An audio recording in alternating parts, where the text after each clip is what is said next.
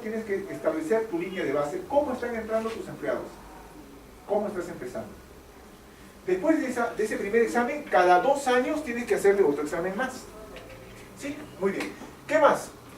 Dice, cada 2 años de manera obligatoria a cargo del empleador. El empleador es el que asume los gastos. Muy bien. Los exámenes médicos de salida son facultativos. Antes la ley te obligaba, antes, durante y después del trabajo. Es decir, antes cuando estoy postulando, ¿no? Me tomas el examen. Cuando ya ingresé, también, después cada 2 años. Muy bien. Cuando ya me voy a ir del trabajo, ya voy a salir del trabajo, también obligatoriamente te tenían que tomar. Pero ahora es facultativo. ¿Y cómo funciona facultativamente? A petición del propio empleador o a petición del empleado. Justo dar esa fecha de 2 años, justo ese día que lo voy a tomar el examen, ese mismo día se va. Aprovecho ahí, le tomas el examen y bueno, si pide otro examen, le dará, si no, bueno. ¿Te das cuenta? Ahora es facultativo. Antes no, antes era obligatorio, ahora es facultativo. Lo puede pedir el empleador o el empleado. Pero, ojo, si ustedes son empleados, yo les recomiendo que lo pidan. Que lo pidan. Porque al final también, ¿qué pasa? Si ya, volvamos a la columna vertebral, vamos a cambiar el hecho, porque así hacemos los abogados. Un día defendemos blanco y decimos que el blanco es lo mejor del mundo, el otro día defendemos el negro y decimos, no, el negro es elegante y es el color más bonito del mundo. Así somos, ¿ya? Pero en fin, vamos a cambiar. Ahora no, ahora decimos, no, un momentito. Este señor es un vivo.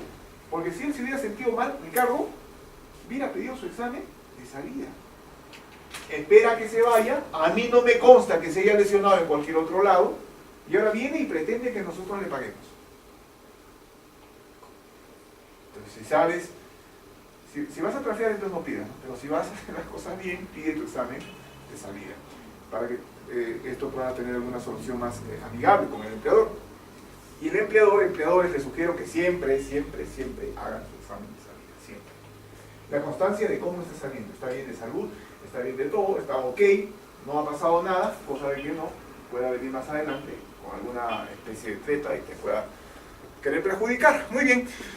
Dice, podrán realizarse solicitud del empleador o trabajador. En cualquiera de los casos, los costos de los exámenes médicos los asume ¿quién?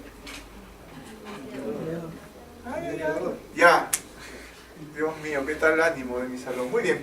En el caso de los trabajadores que realicen actividades, escúchame, de alto riesgo, solamente en el caso de trabajadores que realicen actividades de alto riesgo, el empleador se encuentra obligado, ahí sí estás obligado a realizar exámenes médicos antes, durante y al término de la relación laboral. El reglamento desarrollará a través de las entidades competentes los instrumentos que fueran necesarios para cortar el costo de los exámenes médicos. Sí, el Ministerio de Trabajo puede tener un staff de empresas dedicadas a la salud ocupacional. Siguiente, por favor.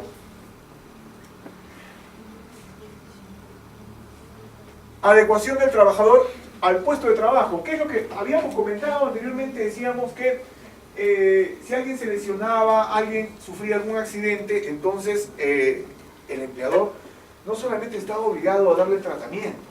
Mira, tienes que darle tratamiento. Sino también, ¿qué cosa? La recuperación, las terapias de recuperación. Pero no solamente las terapias de recuperación, sino la reinserción en el centro de trabajo, ¿no? En el centro de trabajo.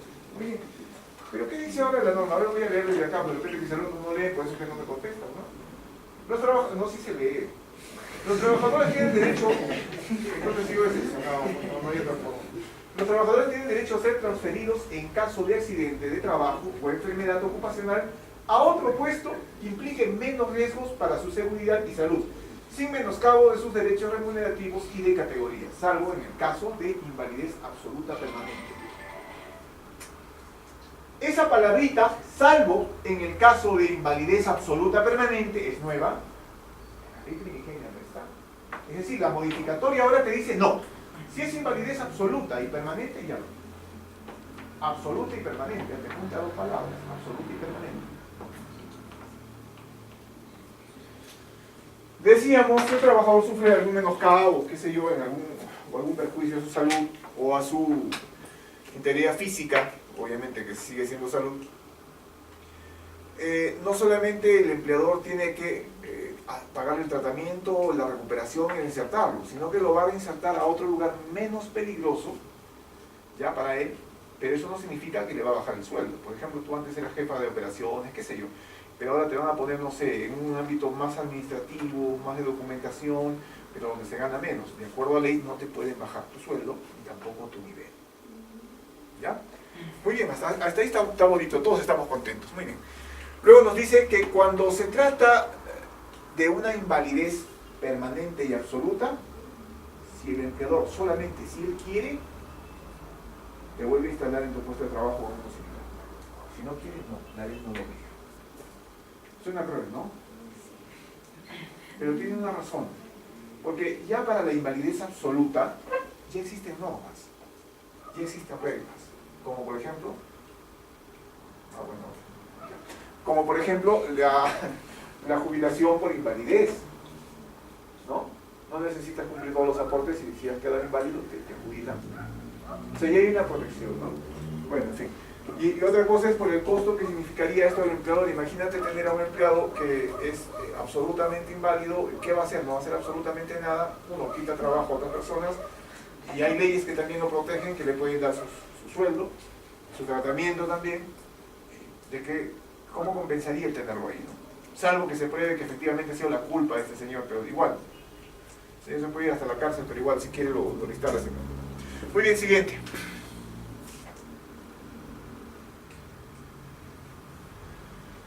Bueno, ya llegamos a la parte final, gracias a Dios se acabó la tortura, no se preocupen. Y acá vamos a hablar del ámbito penal. Del ámbito penal. Pero acá, cuando hablamos del ámbito penal, te dice la sanción, vamos a cambiar de empleadores porque ya los pueblos hemos agarrado cada rato, así que vamos a cambiar, vamos a buscar a los empleadores. A ver, ¿usted cómo se llama? Roger, muy bien. Por acá. Usted acá de ¿cómo se llama usted? Manuel. Manuel y Roger. Manuel y Roger. Muy bien, ¿qué les dice? A ver, así. ¿Qué necesito para meter a la cárcel a Manuel y a Roger? Para que me entienda, así, para que me entienda. Para que sea mucho más entendible. Ir al grano, de frente. Dice, bueno, acá la cláusula penal, ¿no? Dice, regules el artículo 168A del Código Penal con el texto siguiente. Bueno, ¿qué nos dice este artículo 168 del Código Penal? Primero, ¿qué es el Código Penal? Una cosa es el Código Civil, donde están todos tus derechos y deberes como ciudadano, derecho a la propiedad, derecho a casarte, a la herencia, etc. El Código Penal es un listado de hechos o actos de los cuales no debes de realizar. Te da todo un menú de actos que no debes de realizar y si los realizas, la sanción a la que te expones. ¿Ya? Ese es el Código Penal, es un código punitivo, un código sancionador. Muy bien, donde están todas las sanciones, si tú haces esto, te va a tocar esto. ¿Ok? Muy bien. Nos dice el Código Penal en el artículo 168A, esto lo pueden anotar, pero ojo, que el código sea actualizado de este año, ¿ya?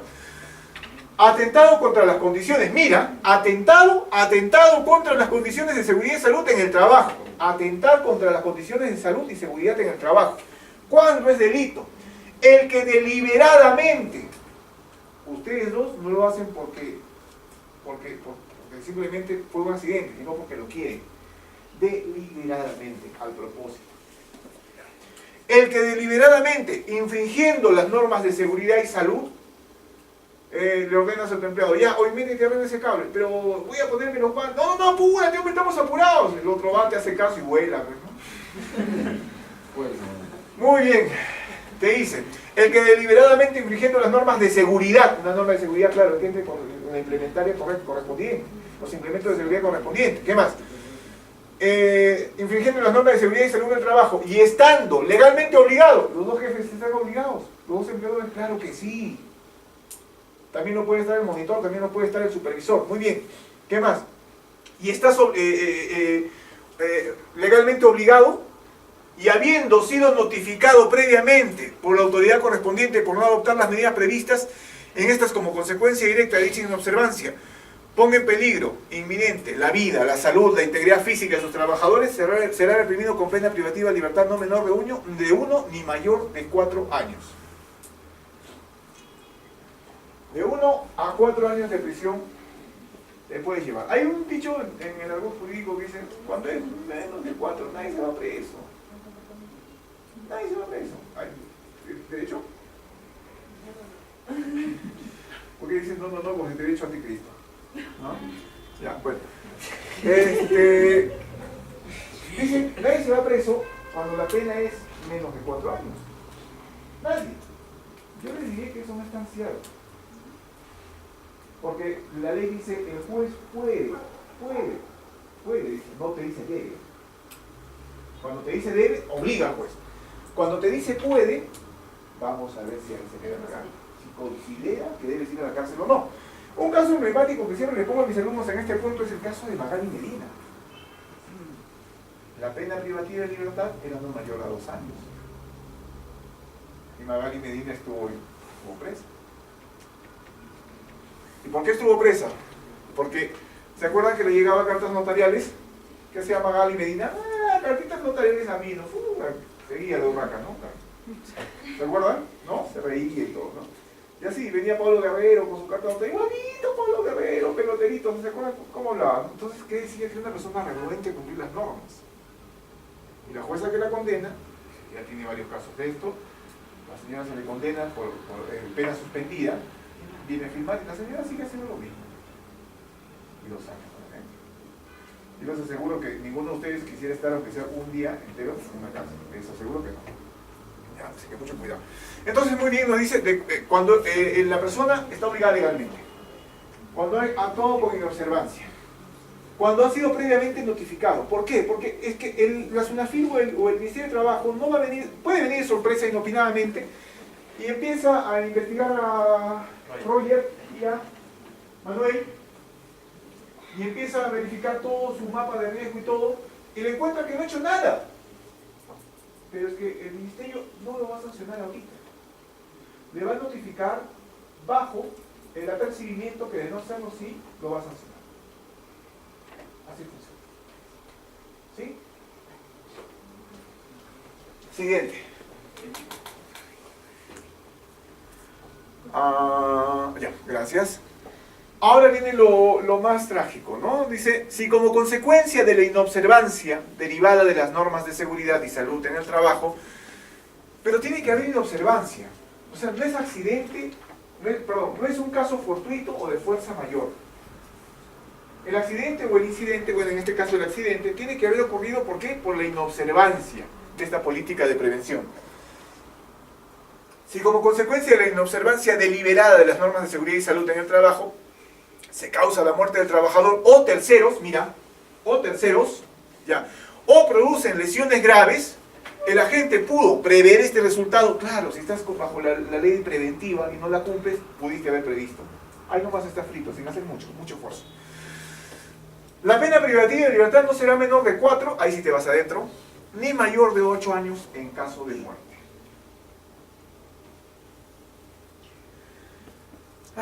Y no menor de 3 ni mayor de 6 años en caso de lesión grave, si la persona sale con una lesión grave. Se excluye de responsabilidad penal cuando la muerte o lesiones graves son producto de la inobservancia de las normas de seguridad y salud en el trabajo por parte del trabajador.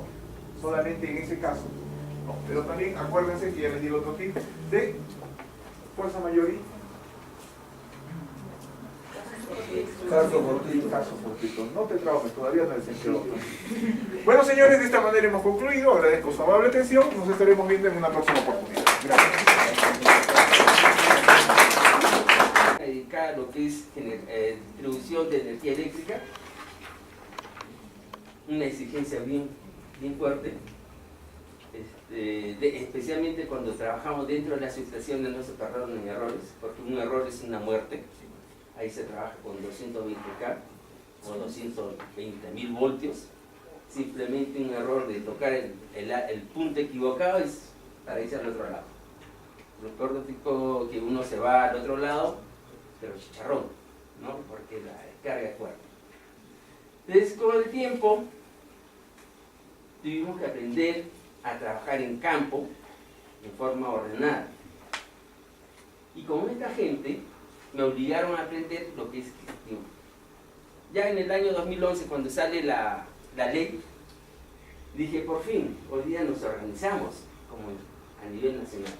Y tuve que volver a prepararme por mi cuenta para lo que era la implementación del sistema de gestión. Uno de los proyecto más interesante que hemos tenido con otra empresa, con otro amigo, acá en Huancayo, es haber implementado el sistema de gestión en la Caja Huancayo, con un éxito interesante. Hasta ahorita, es la única empresa en la cual nosotros hemos podido evaluar cuánto cuesta realmente el sistema de gestión.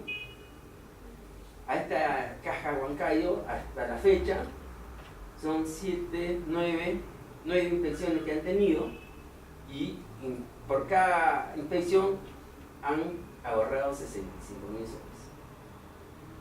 Así que saquen ustedes su cuenta cuánto ya tienen de ahorro, más de medio millón de soles, y solamente pagaron ni la décima parte.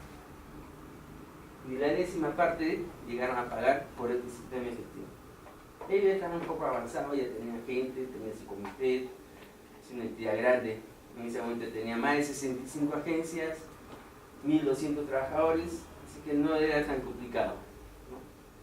Y por suerte para mí fue una gran satisfacción que al mes que terminamos pudieron hacerle una evaluación al sistema y salió muy bien, ¿no? Bien, el día de hoy nos toca hablar sobre los equipos de protección personal.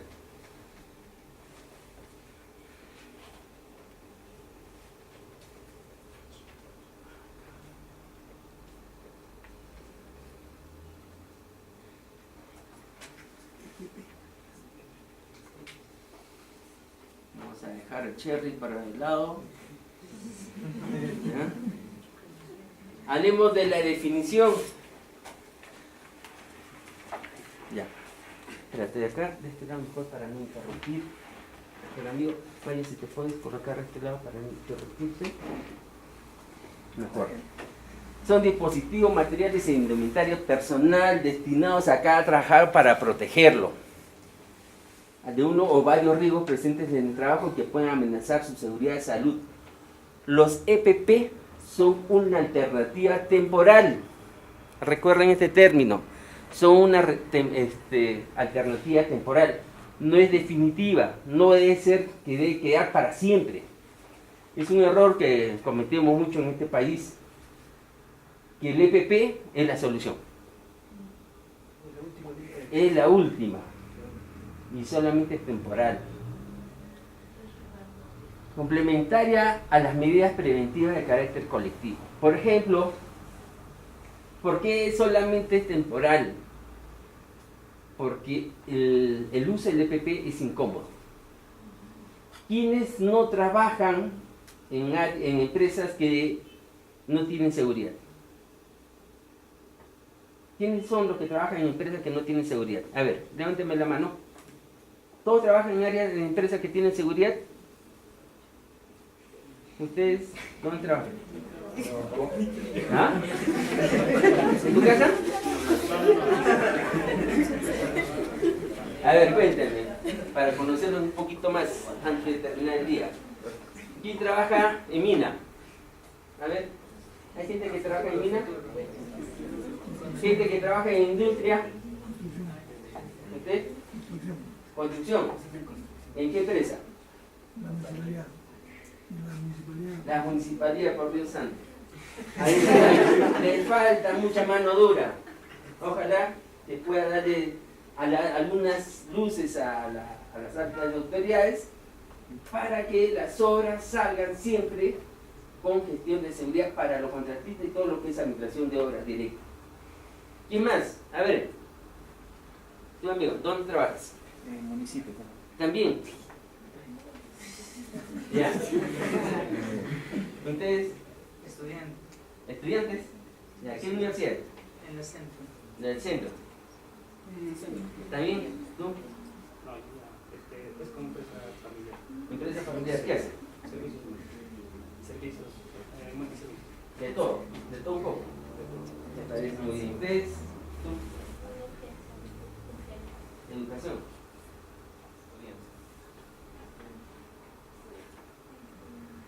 Estudiantes. Está bien, mejor que haya un estudiante, porque van a formarse ahora. ¿Cuál es la premisa de la ley? ¿Quién me puede decir? ¿Qué es lo más importante para la ley? La ley 29783. Cero accidentes. Prevenir. Exacto, eso es lo que busca la ley, es promover la cultura de prevención de riesgos laborales. Porque si nosotros no cambiamos el chip a los trabajadores y a las altas autoridades, estamos hablando por mí. Yo soy una persona identificada con la seguridad, por lo tanto yo cuando hago mi gestión de seguridad, yo converso mucho con los trabajadores. Me interesa mucho más hablar que generar documentos. Para mí generar documentos es más que nada cuidarme las espaldas. Pero lo que me interesa es cambiar el chip del trabajador. ¿Por qué? Porque me hace más fácil trabajar al final.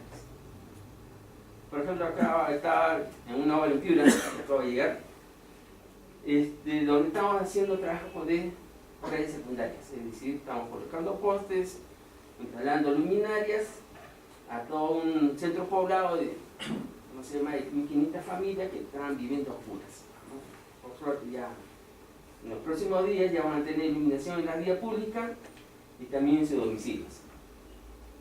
¿Qué pasa? Esta gente, había muchos trabajadores que sí conocían de seguridad. Entonces para mí en cierta manera me la hacía más fácil. Me preocupaba más en generar y hacer mi gestión de seguridad, es decir, generar documentos, pero había muchos riesgos. Había trabajo crítico, es decir, trabajos en altura, trabajo con grúa, había excavaciones profundas, por lo tanto yo tenía que estar más tiempo con ellos en campo, ¿no? Ahí tenía que estar exigiendo, por ejemplo, excavación profunda, utiliza esta escalera, obligado. Vas a trabajar en altura, tus arneses, previamente hay una chequeadita, no checklist. Y yo tenía que estar con ellos continuamente a su lado y conversando. Me interesaba mucho más porque yo en el transcurso de que comencé con ellos en mayo hasta que salí, vi muchos cambios. Al principio había que arriar, empujar a que hagan lo que deben hacer en seguridad, y a las finales, en los últimos meses, yo ya no arriaba, ya no empujaba a la gente, porque ya lo hacían por su cuenta.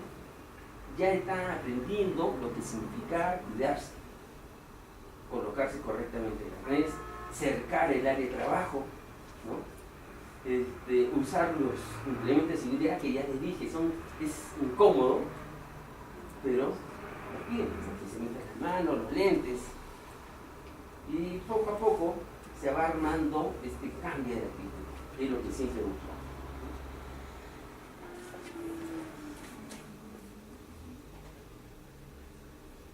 Vamos a hablar un poquito del marco legal, ya hace un momento han hablado con el abogado, así que solamente vamos a decir 2 puntos, que en el artículo 60 de la ley dice que todo empleador está obligado a entregar EPP, ¿correcto?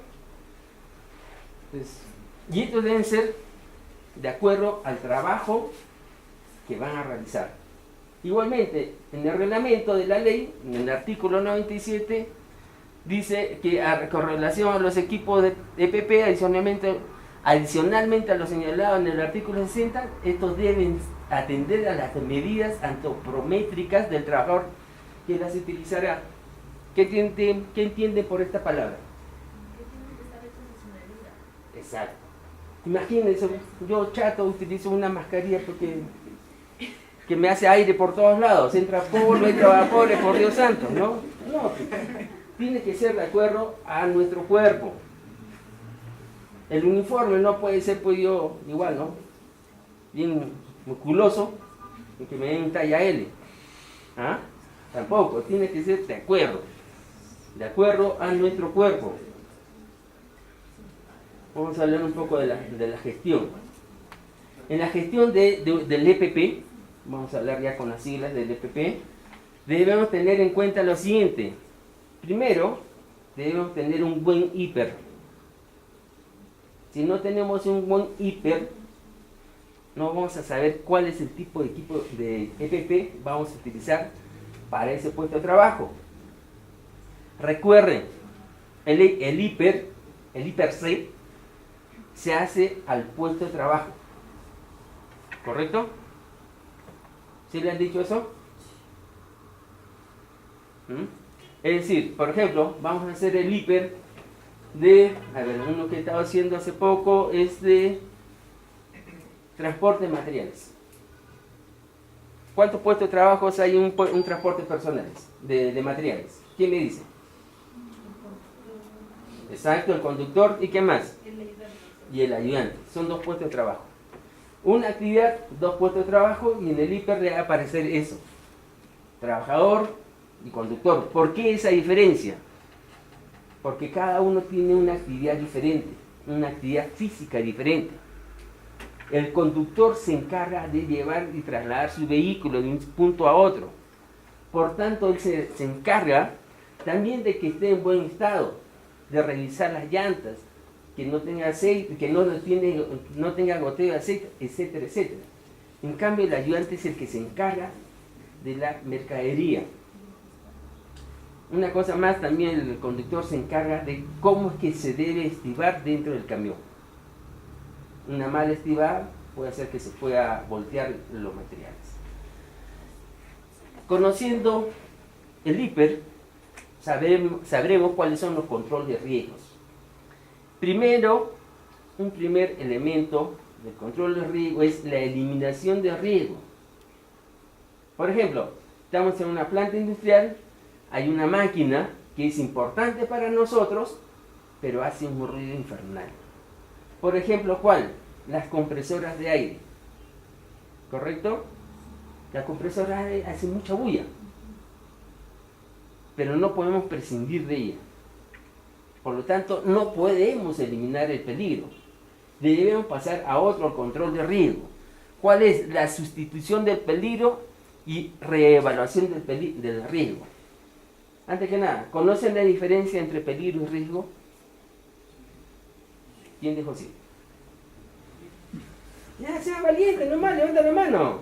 ¿Ah? ¿Quién dijo sí? A ver, cuéntame. El peligro que es, creo que es una probabilidad latente. No, al revés. Ya, peligro en términos sencillos, a mí no me gusta meter mucha letra. ¿Ya?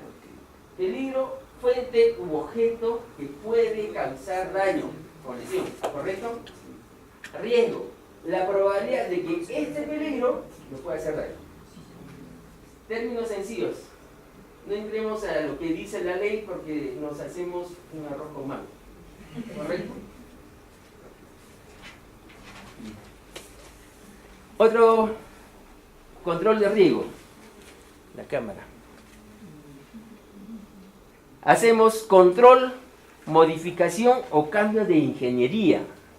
¿Qué significa esto?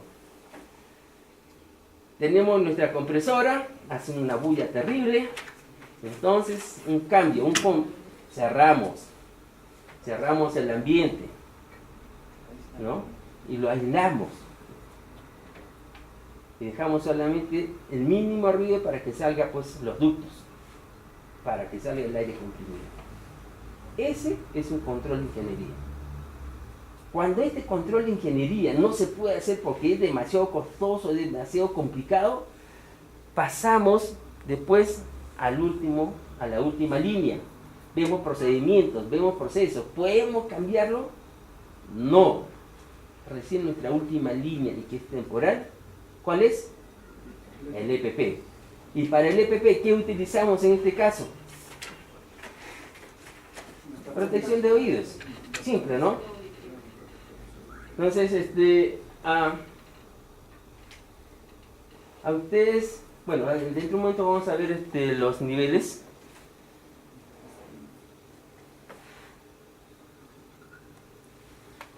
¿Cómo saber qué tipo de EPP utilizar? El tipo de EPP necesario dependerá del riesgo. Obligado, ¿no? Riesgo físico, químico, biológico, disergonómico, mecánico, etcétera, etcétera. De cualquiera de estos riesgos determina qué tipo de EPP utilizaremos, el más adecuado.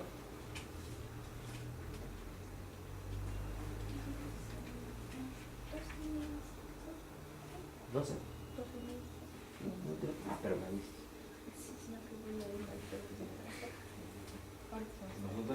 Ya, allá.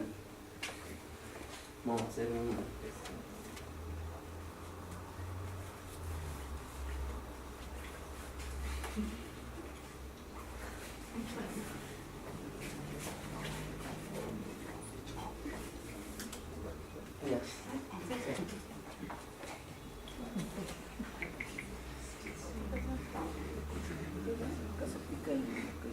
Ahí recupero un momento.